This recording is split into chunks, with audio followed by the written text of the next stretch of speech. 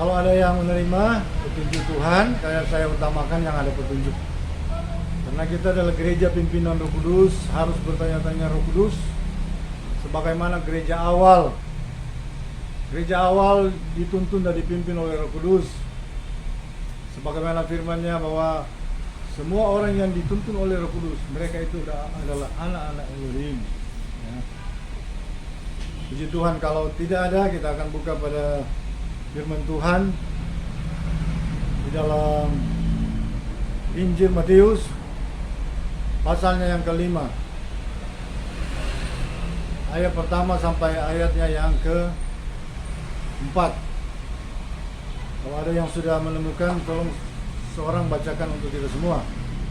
Firman Tuhan yang berikut, khotbah di bukit, ucapan bahagia. Ya. Ketika Yesus melihat orang banyak itu, naiklah ia ke atas bukit, dan setelah ia duduk, datang murid-muridnya kepadanya. Maka Yesus pun mulai berbicara dengan mengajar mereka. Ya. Katanya, berbahagialah orang yang miskin di hadapan Elohim, Ya. karena mereka lah yang empunya kerajaan surga.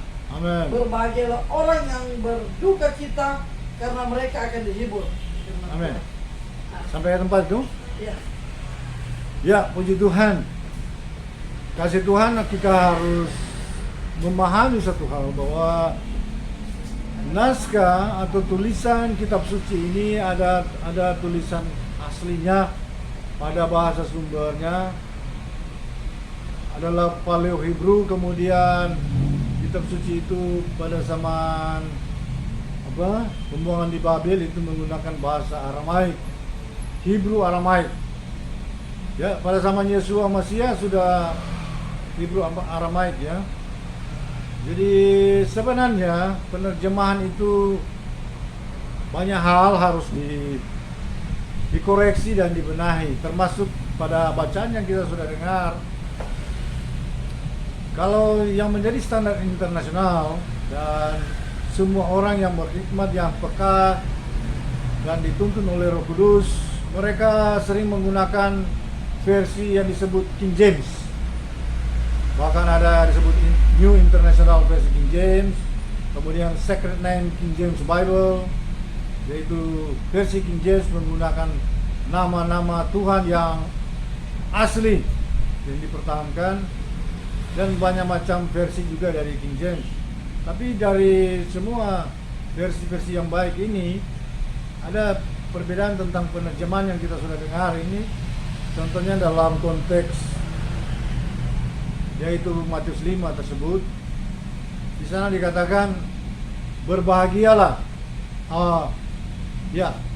berbahagialah orang yang miskin di dalam Tuhan. Nah, kalau di dalam terjemahan James dikatakan, blessed are the poor in the spirit. Diberkatilah orang yang miskin dalam roh. Nah, kasih dalam Tuhan. Perkataan Tuhan adalah perkataan yang dalam, perkataan yang penuh hikmat dan penuh kebenaran. Jadi bukan sekedar suatu perkataan yang biasa. Nah, di sini ada perbedaan. Kalau dalam versi Indonesia dikatakan berbahagialah, ya. Jadi itu kurang tegas, kurang jelas. Kalau versi sebenarnya, karena versi King James ini diambil dari naskah-naskah yang paling otentik, yang paling artinya paling dianggap mendekati aslinya. Karena sudah tahu penulisan kitab itu ditulis di zaman dulu di dalam dulunya papirus ya, daun papirus. Kemudian di parchment. Parchment itu adalah kulit hewan. Biasanya sapi, ya, lembu sapi. Di kulit itu, di bagian yang di baliknya itu, ya, itu ditulis itu tulisan-tulisan kitab suci. Dan itu dimakan waktu jadi usang. Nah, itu harus ditulis ulang. Nah, imamat Harun, menurut imamat perjanjian lama adalah imamat Harun, turunan Arum atau kaum Lewi. Mereka lah yang ada tugas-tugas untuk menulis, yaitu menyalin ulang Apabila kitab-kitab itu sudah jadi usang, ditulis ulang. Ya. Jadi mau cari aslinya, yang pertama-tama sebagai yang monsternya itu, ya itu sulit ya, mungkin tidak ada karena sudah rusak. Disalin ulang. Bahkan ketika Septuaginta 300 sebelum Masehi, itu kitab Ibrani atau kitab yang dipakai di Perjanjian Lama itu disalin ke bahasa Yunani. Nah, kita harus menyadari hal tersebut. Karena itu hari-hari ini LAI juga selalu menyempurnakan, dan lembaga-lembaga termasuk Yalensa, ya, Yayasan Lentera Bangsa yang menerbitkan ILT, Indonesian Literal Translation atau translasi, dengan mempertahankan nas-nas asli, disalin secara hurfiah, secara literal. Nah, kasih Tuhan, ini saudara, ada perbedaan. Jadi ketegasan daripada firman itu harus kita mencapai pada kemurnian yang sebenarnya. Saudara, menurut saya yang paling tepat diberkati, ya. Blessed are the poor. Ini bahasa King James itu disalin dari naskah-naskah paling lebih otentik, ya, daripada yang ada mungkin kalau dibandingkan yaitu naskah di dalam bahasa Indonesia ini. Kita harus berpatokan kepada versi King James, sudah bagus, ya. Jadi demikian. Blessed are the poor in the spirit. Diberkatilah yang miskin dalam roh. Nah, kalau orang-orang kritis, orang-orang rasionalis, mereka berpikir, wah bagaimana ini diberkatilah yang miskin? Nggak masuk akal toh. Tapi itulah, saudara, pengajaran Tuhan itu dalam dan luar biasa, ya. Rahasia arti daripada ini yang saya bisa ungkapkan kepada kita semua, yaitu bahwa sudah tahu kenapa orang yang selalu merasa miskin, artinya selalu sangat bergantung kepada Tuhan, ya. Dia merasa kalau hidup itu tanpa Tuhan, dia tidak bisa apa-apa. Dia selalu merasa lemah, merasa kurang, merasa miskin di hadapan Tuhan. Dia harus bergantung kepada Tuhan. Itulah maknanya, ya. Sudah tahu di dunia ini banyak orang tersandung dan jatuh dan mengalami masalah-masalah, kesalahan-kesalahan yang besar. Karena apa? Karena orang itu merasa yakin, percaya diri, kesombongannya kepada diri sendiri terlalu besar. Self confidence itu terlalu percaya, menganggap dirinya sendiri sebagai Tuhan. Ada yang seperti itu. Inilah orang-orang yang jatuh, yang merasa dirinya kaya, yang merasa dirinya hebat, yang merasa dirinya tidak perlu orang lain, tidak perlu Tuhan. Inilah orang gagal sebenarnya, ya. Tapi orang ini sudah itu mendengar firman itu harus di dalam iman dan di dalam Roh Kudus, ya. Kebenaran ini saudara tidak akan bisa tangkap kalau Anda hanya mengandalkan rasio akal saja. Semua ini ada di dalam Roh Kudus. Ya, ibadah yang benar adalah ibadah yang menyembah di dalam roh dan kebenaran. Saudara tahu, penyembahan Anda tidak akan naik ke hadirat Tuhan. Doa Anda tidak akan sampai ke takhta Tuhan kalau Anda tidak berdoa di dalam Roh Kudus. Ya, paham itu. Dunia ini manusia terbatas, dan Tuhan akan mengindahkan orang-orang memang yang berkenan di hati. Dia pasti akan mendengar. Siapa yang berkenan di hatinya? Orang-orang yang memiliki Roh Kudus. Tanpa Roh Kudus Anda tidak bisa beribadah dengan benar. Amin. Benar. Coba baca firman Tuhan di dalam Yohanes 4 ayat 23. Injil Yohanes 4 ayat 23. Di dunia ini banyak orang beribadah sia-sia. Tuhan katakan, percuma mereka beribadah kepadaku, karena perintah yang mereka jalankan adalah perintah manusia dan aturan manusia. Saudara, sia-sia manusia beribadah. Kalau bukan di dalam Roh Kudus, tidak akan tembus, tidak akan sampai kepada Tuhan, ya. Coba baca Yohanes 4 ayat 23. 23 firman Tuhan. Ya. tetapi saatnya akan datang dan Ya. sudah tiba sekarang Ya. bahwa penyembah benar akan menyembah Bapa dalam roh dan kebenaran, Ya. sebab Bapa menghendaki penyembah demikian. Penyembah yang benar akan menyembah di dalam Roh Kudus dan di dalam kebenaran. Sebab apa? Tanpa Roh Kudus manusia tidak akan sampai kepada Tuhan. Tidak akan mampu. Hanya oleh kekuatan Roh Kudus kita akan berdoa dan itu akan didengar oleh Tuhan dan dikenan oleh Tuhan. Itu prinsip, saudara. Itu kebenaran. Manusia tidak mungkin selamat hanya dengan kekuatannya, hanya dengan upayanya, hanya dengan jadi upayanya itu sia-sia. Ya. Ibadah yang berkenan adalah ibadah di dalam Roh Kudus. Amin. Karena itu Roh Kudus harus menjadi harga mati. Banyak ibadah Tuhan tidak ada. Biar ibadah besar. Ya. Kalau itu cuma perintah manusia, itu aturan-aturan manusia, itu secara kejiwaan memang bagus, ya, kelihatan bermanfaat, tapi itu menurut daging dan secara kejiwaan saja, tidak di alam roh. Padahal manusia harus benar aspek roh, jiwa dan tubuh. Amin. Kalau roh jiwa Anda benar, orang lihat benar, Anda orang baik, orang benar, tapi roh Anda salah, roh Anda terikat dengan yang lain, percuma, ya, percuma. Biarpun Anda berkata benar, Anda berbuat benar, ya, tapi tidak berkenan kepada Tuhan, ya.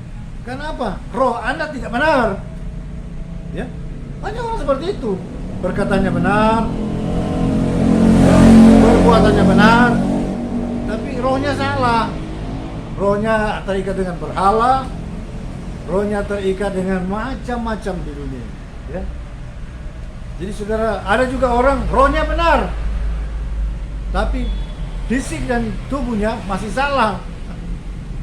Masih salah. Itu ada sebaliknya seperti itu.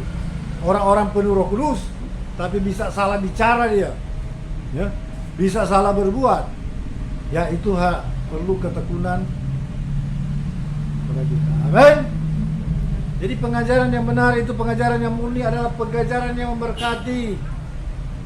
Berbahagialah engkau yang miskin di hadapan Tuhan, karena engkaulah yang memiliki kerajaan sorga. Amin. Engkau bukan masuk sorga, engkau pemilik sorga. Engkau berhak atas sorga. Berbahagialah engkau yang berduka cita. Siapapun engkau berduka cita, engkau diberkati, kata Tuhan, karena engkau akan dihiburkan. Amin. Tuhan datang waktu itu. Tuhan menjadi jawaban bagi orang lemah, bagi orang yang berduka, bagi orang yang haus dan lapar. Tuhan menjadi jawaban. Karena itu firman Tuhan katakan, berbahagialah engkau yang berduka, karena engkau akan dihiburkan. Berbahagialah engkau yang lemah, bahkan lemah lembut. Amin. Orang lemah lembut akan jadi penguasa di dunia ini, menjadi pemerintah. Orang-orang kasar, coba kamu lihat, orang kasar, begal, bajingan, jadi apa? Orang bawah. Orang-orang yang lemah lembut, yang sopan santun, yang banyak mengalah, orang lemah lembut, coba lihat, jadi pemerintah di dunia ini, jadi penguasa. Amin. Berbahagialah orang yang haus dan lapar akan kebenaran. Orang yang lapar akan kebenaran, dia selalu mau belajar. Haus, terutama kebenaran yang ilahi. Saudara, jangan salah. Di dunia ini banyak kebenaran. Matematika saja ada DP nama, yaitu kebenaran matematis. 1 tambah 1 adalah 2. Itu kebenaran matematis, ya. 2 kali 2 apa? Itu matematis. Tapi ada kebenaran juga yang bersifat rohani. Barang siapa meninggikan diri, dia akan direndahkan. Itu pasti loh. Toh? Coba lihat orang yang selalu mengangkat-angkat diri, suka dihormati, suka dipuji, itu rendah. Justru direndahkan, saudara. Tapi orang yang merendahkan diri, selalu merendah, malah dipuji-puji, ya, mendapat posisi-posisi yang terbaik. Amin. Jadi berbahagialah kamu yang haus dan lapar akan kebenaran, karena kamu akan dipenuhkan, ya. Artinya mengalami segala kepenuhan. Orang yang haus akan kebenaran, dia pasti sukses, dia pasti akan berhasil, dia pasti akan berbahagia. Orang kan cuma cari-cari uang, dia tetap akan kurang dan selalu banyak kali tidak puas dan kecewa. Tapi orang yang mencari kebenaran, dia akan mengerti hakikat hidup ini. Dia mengerti, dia akan tahu berhubungan dengan Tuhan. Dia tahu mencari yang terbaik. Saudara, teknik belajar dilihat dalam hidup ini. Kita harus menangkap spiritnya. Kita menangkap esensinya. Ya, kita menangkap intinya. Saudara, kalau Anda belajar itu, kalau Anda tidak belum menangkap spiritnya, Anda belum berhasil. Sebaliknya, orang yang berhasil menangkap spiritnya, menangkap roh, menangkap esensinya, menangkap intisarinya, itu dia sudah berhasil 90%. Tinggal dibenahi sedikit. Ya. Begitu, saudara, dalam menerima pengajaran Tuhan, ya, kalau Anda bisa menangkap spiritnya, Anda sudah benar, sudah berhasil, ya, sudah berhasil. Karena itu kalau orang rasio akal atau ateis, dia bilang, wah, bagaimana berbahagia kalau kita miskin, ya? Berbahagialah kamu yang miskin. Dia pikir-pikir, bagaimana ya berbahagia bila saya berkekurangan. Karena pikirannya terbatas, ya. Padahal yang Tuhan maksudkan, orang miskin yang merasa selalu berkekurangan di hadapan Tuhan dan di hadapan manusia, ya, selalu merasa berkekurangan dan berkekurangan, ya. Dia merasa tidak sanggup tanpa Tuhan. Karena itu sejak pagi buka mata, dia langsung ingat Tuhan. Tuhan, tolong saya hari ini. Amin. Itu orang yang merasa lemah, yang selalu merasa tidak mampu di hadapan Tuhan, merasa sangat tergantung kepada Tuhan. Orang-orang begini pagi hari dia bangun, ya Tuhan, tolong saya. Sebaliknya orang-orang angkuh sombong, merasa diri hebat, jago, gagah, lihai, merasa mampu, dia pagi langsung bangun, langsung mikir, bagaimana saya hari ini dipuji, ya, bagaimana saya hari ini diakui. Ini orang ini. Jadi ini orang merasa dirinya kuat dan tidak perlu Tuhan. Bahkan dia pikir, ngapain berdoa, buang-buang waktu saja.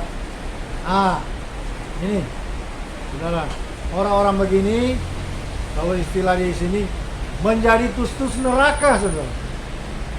Ya, menjadi karat di neraka. Pasti. Orang yang merasa kaya, dia rasa, saya punya uang di bank, deposito sekian, investasi sekian, saya punya properti, saya punya segala-galanya. Ngapain Tuhan menghalang-halangi saja, katanya. Dia mau hidup enak, senang, memuaskan hawa nafsu pokoknya. Wah, main-main perempuan, lain-lain sebagainya. Orang ini pasti menjadi karat di neraka, ya.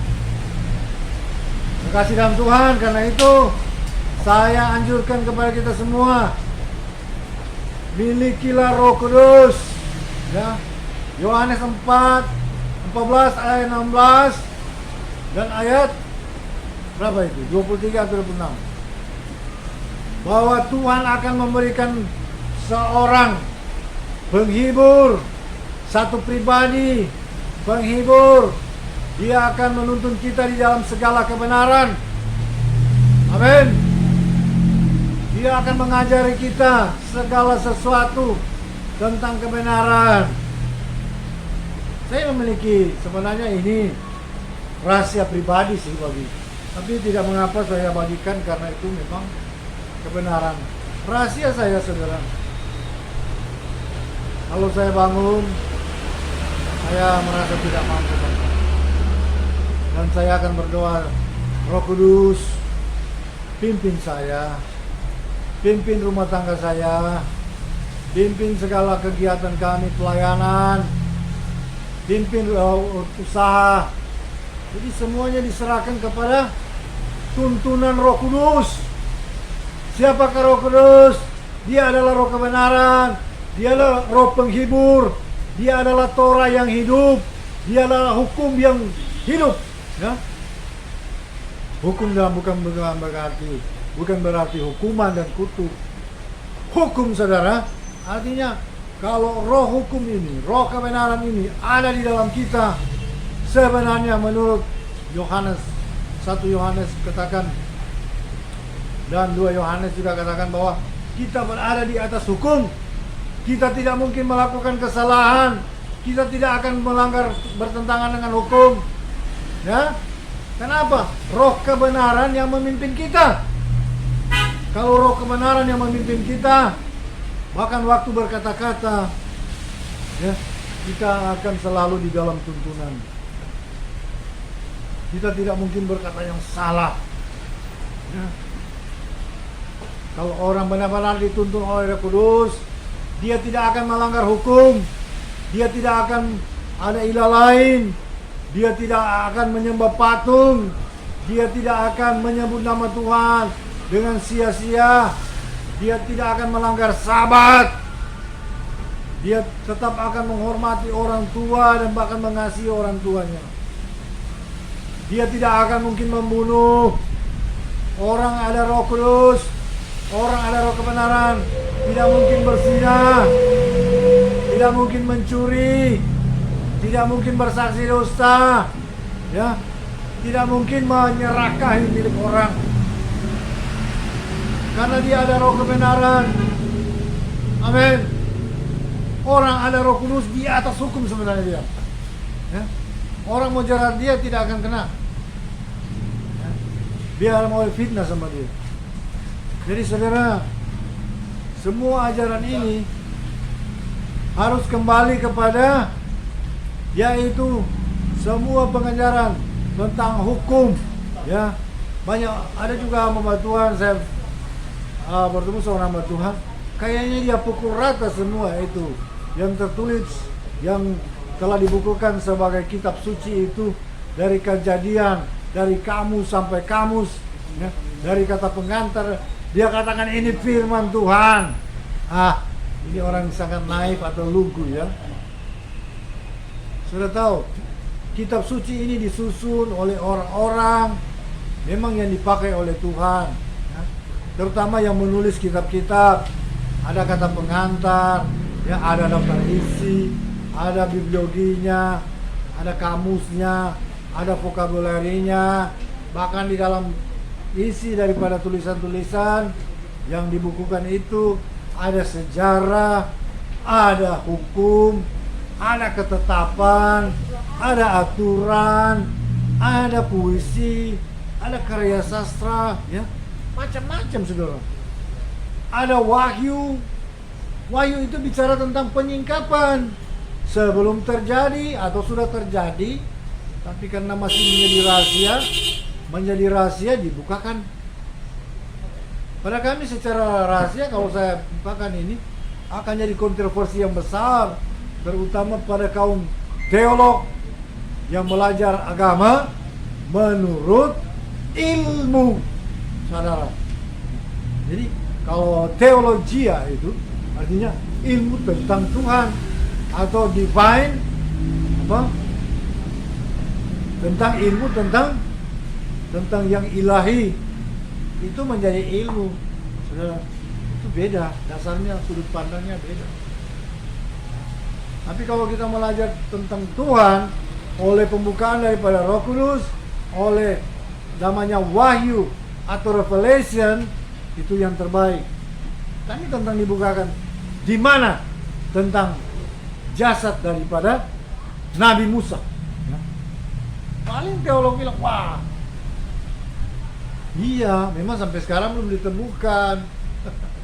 Ya, sampai selama-lamanya Anda tidak akan temukan. Tidak akan. Tuhan telah bukakan kami tentang hal ini.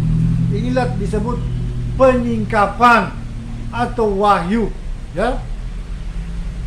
Nah, kalau saya cerita nanti, apalagi teologi, dia pikir dia apalagi sudah master, doktor teologi, pasti dia pikir, ini sudah salah, ini bertentangan dengan hukum firman Tuhan yang tertulis. Padahal dia nggak tahu, sesungguhnya semua kitab suci ini menerangkan tentang sesuatu yang tidak dapat Anda buktikan secara ilmiah. Banyak ilmu itu artinya dasarnya ilmiah. Ilmiah itulah ilmu, ya. Harus dibuktikan secara ilmiah. Ya, kalau tidak ada di dalam firman katanya, tidak tertulis, itu tidak benar. Ya, itu ilmiah. Harus ada bukti, harus ada pendukung. Tetapi saudara tahu, seluruh kitab suci itu mengacu kepada hal yang tidak kelihatan, yang tidak mungkin Anda bisa buktikan secara ilmiah, akan secara fisik. Coba saya tanya, bicara surga, Anda bisa buktikan nggak? Buktikan sekarang. Hah? Surga, buktikan sama ilmu. Ya. Buktikan tentang Tuhan, bisa buktikan secara ilmiah. Ilmiah tidak sanggup. Ilmiah itu tidak dapat mencakup seluruh. Ya. Buktikan tentang malaikat. Anda kan baca jelas ada malaikat, beribu-ribu, berjuta-juta malaikat, Mikael, Gabriel dan lain sebagainya. Anda buktikan? Bisa? Tidak. Alkitab itu mengacu kepada hal yang ilahi, yang tidak dapat dilihat secara jasmani. Meskipun banyak orang yang Tuhan telah pakai memperlihatkan surga dan neraka, bukan cuma ratusan, ribuan kesaksian yang ditulis, dibukukan, divideokan. Ya. Tidak mungkin mereka berdusta. Ya. Bahkan kami ada anggota keluarga yang Tuhan sudah bawa, kasih lihat begitu mendetail tentang neraka, atau sebenarnya belum neraka, ya, itu Hades. Itu sebelum orang menuju neraka, di situ dia akan transit. Orang kalau ke surga dia akan transit di Firdaus. Kalau para teolog bilang, wah, mana buktinya, mana ayatnya? Nah, Pak, teolog kan punya arogansi yang tinggi, apalagi kalau dia sudah doktor, master. Saya tahu firman Tuhan itu di dalam ketika penyaliban Tuhan katakan kepada orang sebelah kiri, hari ini juga, karena orang ini percaya sungguh-sungguh kepadanya. Ya. Tuhan katakan, hari ini juga engkau akan berada bersama aku di Taman Firdaus. Taman Firdaus, Taman Eden itu saudara, itu sekarang ini menjadi tempat transit. Taman Eden yang hilang, bukan hilang, yang ditutupi saudara. Taman Eden itu ada, tapi tidak ada manusia bisa menembusnya. Ya. Hanya orang-orang yang harus selamat dia akan hinap di situ. Didukung juga kesaksian hidup. Ya. Anak kami Tuhan angkat diperlihatkan surga sampai ke tingkat di mana takhta Tuhan ada. Dia dibawa juga ke Firdaus. Dia opa kami yang sudah menjadi percaya dan sungguh-sungguh bertobat, dan dia akan dipakai sebagai hamba Tuhan sebelum meninggal. Ketika dia mati, ternyata dia ada di sana, saudara. Anak kami yang lihat. Ya. Jadi kasih dalam Tuhan, banyak arogansi di dunia ini secara daging dia pikir, ya.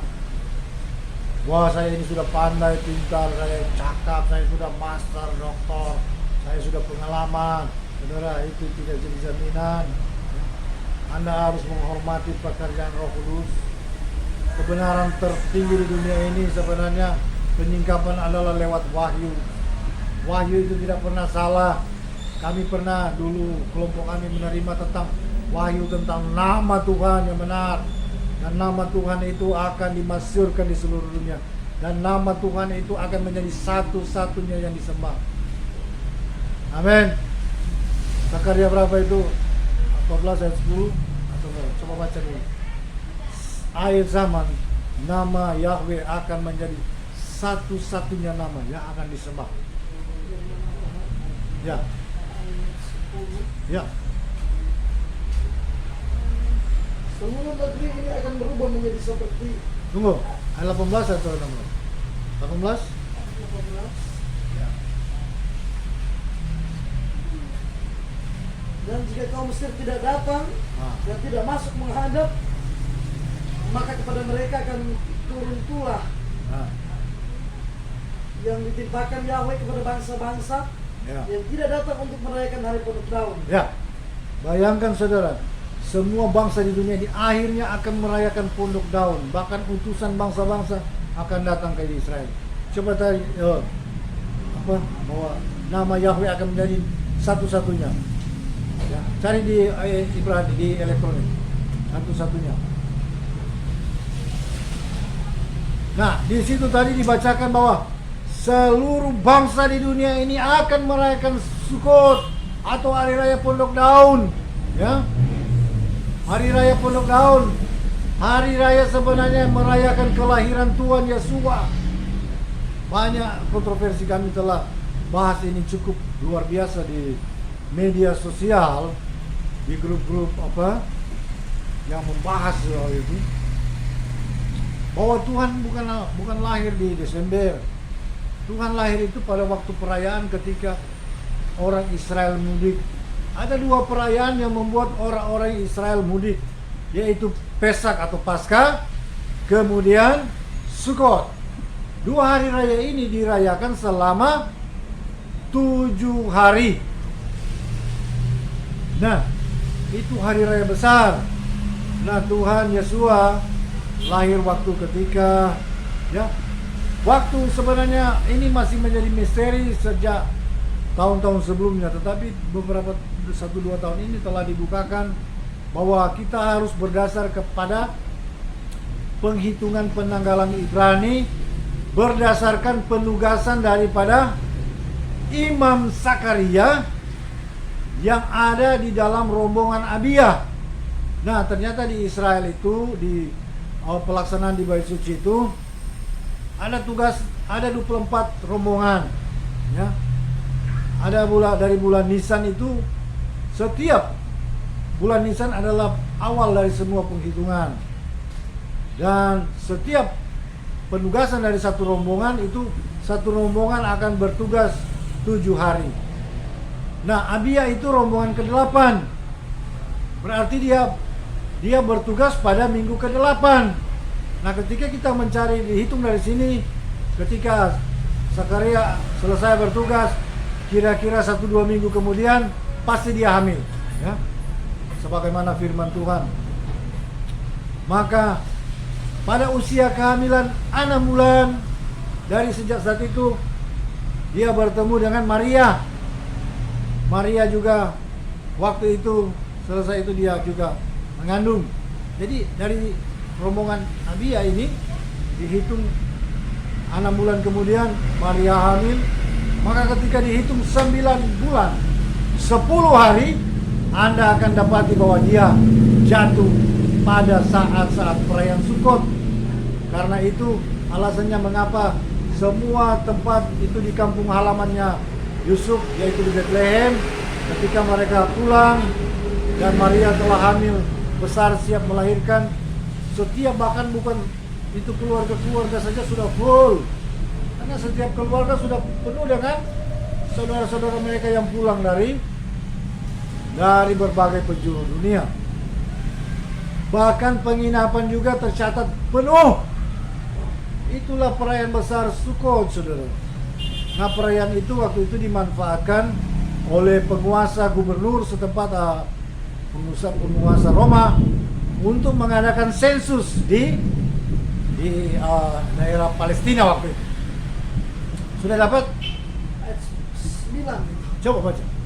Firman Tuhan, maka Yahweh akan menjadi raja di atas seluruh bumi. Amin. Pada waktu itu Tuhanlah ada Yahweh adalah satu-satunya dan namanya satu-satunya. Yang akan disembah Yahweh. Ya, Yesus punya nama Yahweh. Nama itu kan diambil dari kata Yosua. Itu versi Indonesia. Tapi aslinya nama Yosua adalah Yahshua. Artinya Yahweh juru selamat.